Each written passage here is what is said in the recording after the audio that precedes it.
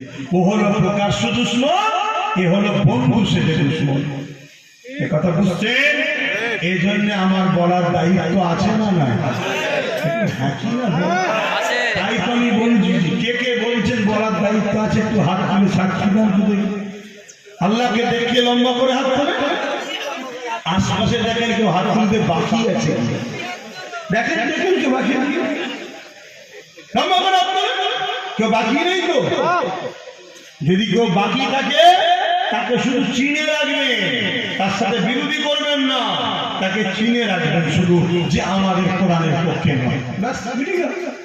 কথা বুঝে আসছে না? তো ভাইরা আমার, এইটাকে আবার কাটিং করেছে একদল মুনাফিক। কাটিং করে কোন একটা বুজুর্গ ব্যক্তির ওয়াজের সঙ্গে আমার একটা সেটিং করেছে। কোন একজন বুজুর্গ ব্যক্তি তিনি কোনদিন বলেছিলেন একে সাপোর্ট করার কথা, শুনছেন তো নাকি? সেটা বলেছিল কখন? আজ থেকে 10 বছর আগে। কত বছর আগে? 10 বছর আগে। তা আমিও ছিলাম, আপনিও ছিলেন, সবাই তো ছিল, ঠিক না বেটি? আচ্ছা বলুন তো ভাই, আজকে আপনি আমাকে সালাম দিলে উত্তর দেবো না? কালকে যদি আপনি ইসলাম থেকে বেরিয়ে যান, আপনার সাথে সালাম কালাম হবে? 10 বছর আগে বলেছিল নাকি দিল্লি চলে যান? 10 বছর আগে ওই দুর্গাপুরে বোল্ডোজার দিয়ে মাদ্রাসা ভেঙেছিল। 10 বছর আগে রাজ্য সরকার বলেছিল যে রাস্তার কুকুরকে খাবার দেবো, কুকুরের বাচ্চাকে, মাদ্রাসার বাচ্চাদেরকে মিড ডে মিল দেবো না, বলেছিল। 10 বছর আগে বলেছিল কোরআন শেষ হয়ে যাবে। 10 বছর আগে বলেছিল কোন একজন এমএলএ মমতাকে আল্লাহ বলছে, নির্মল মাঝি মমতাকে বলছে এটা আমাদের আল্লাহ। মানে কি হচ্ছে আমার ইসলামকে মিলিয়ে? তোরা রাজনীতি করছিস, করবি যা, আলাদা বিষয়, কিন্তু তুমি রাজনীতির নামে আমার ধর্মকে খিল্লি করবে, ধর্মকে মিটাবার চেষ্টা করবে, তাহলে কথা বলতে হবে। কি বলতে হবে না? মনে রেখে দিও, আল্লাহ দ্বীনের জন্য একটা গরিবে নওয়াজি যথেষ্ট, আল্লাহ দ্বীনের জন্য একটা ফারুকে আজমি যথেষ্ট, আল্লাহ দ্বীনের জন্য একটা আবু বকর সিদ্দিকী যথেষ্ট, আল্লাহ দ্বীনের জন্য কাকে আল্লাহ বেছে নেবে সে জানে, একটা মুজাহিদি যথেষ্ট।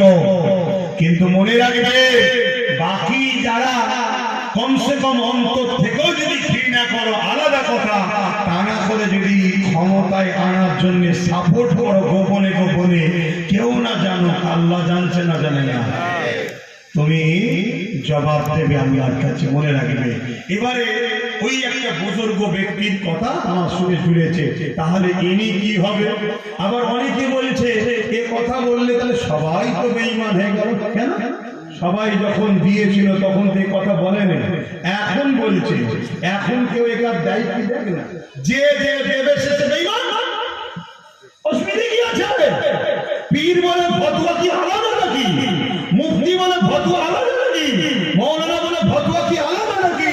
নবীর হাদিস থেকে দাও, আল্লাহ নবী মিশকাত শরীফের হাদিসে বলছে কেউ জালিম জানার পরে তাকে যদি কেউ সাপোর্ট করে, সহযোগিতা করে, তাকে যদি কেউ সাথ দেয়, সে ইসলাম থেকে বেরিয়ে যাবে।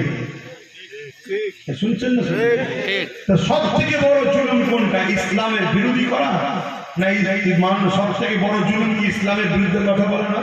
কোরআনের বিরুদ্ধে কথা বলা কি সব থেকে বড় জুলুম নয়?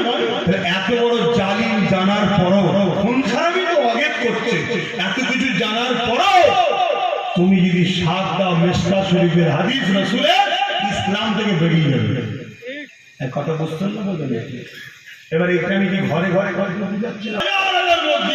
এখন সিনেমা হল না অফিস আদালত হয়ে গেছে, দান করবেন নাকি?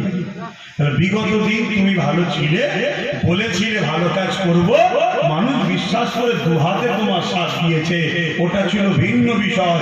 আজ যখন তোমার মুখোশটা বেরিয়ে পড়েছে, অরিজিনাল মুখোশ খুলে মুখ বেরিয়েছে, অন্য রাজ্যে বিজেপি যা করছে তুমি বাংলাতে সেই করছো নাগপুরের ইশারায়। তোমার রাজ্যে থানার মধ্যে মুসলমান মরছে, তোমার রাজ্যে ওবিসি তৈরি করে মুসলিম জাতির মেরুদণ্ডকে তুমি ভেঙে দিলে, তোমার রাজ্যে আনিস খানকে মেরে দেওয়া হচ্ছে, তোমার রাজ্যে তামান্নাকে বোম দিয়ে মারা হচ্ছে, তোমার রাজ্যে এত জুলুম হচ্ছে, একটা মুসলমানের বাড়িতে তোমার যাবার সময় হলো না, উপরন্ত যে বিজেপির খগেন মুর্মু মার খেলে অমনি তুমি চলে গেলে। তোমাদের দুজনের মিলটা কত বুঝতে পারছো তো নাকি? অন্য রাজ্যে বিজেপি আরএসএস এর ইশারায় কাজ করছে, তুমি এখানে আরএসএস এর ইশারায় সেই কাজ করছো। ও ডাইরেক্ট, তুমি পিছন থেকে আঘাত করছো। ডাইরেক্ট আঘাতের থেকে পিছনের